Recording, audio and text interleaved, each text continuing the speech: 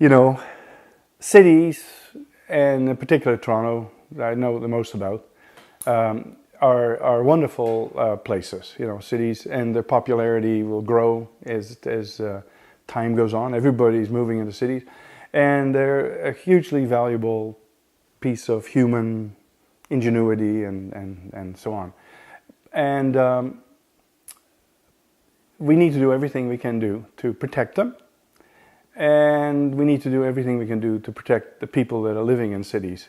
And so, given that we have so much financial duress in Europe, in the States and everything, with debt, and individuals being under deep debt constraints, I think that's where sustainability and the environment and how we manage money converge together. And that's how I think neighborhoods can play a big role in that. I'm very much involved with designing small buildings, mainly small work, which are all about sort of what I would call living architecture. And possibly it's sustainable architecture. And but living architecture means it gives the way, and it's a way to actually live affordably and with sustainability as a main factor to make the affordability happen.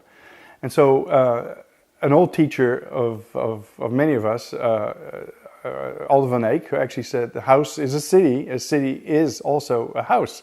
And we pondered that one for a long time, and I don't want to get into it now, but some will get the idea immediately. But the idea is that a house is where we live, and a city is where we live, and so it needs to become a living city where basically people can do what they need to do without being hampered with legislation, and to be able to be self-starters and have communities become way more varied in their purpose and their functioning, and so that there's a chance for having that also have sustainability levels.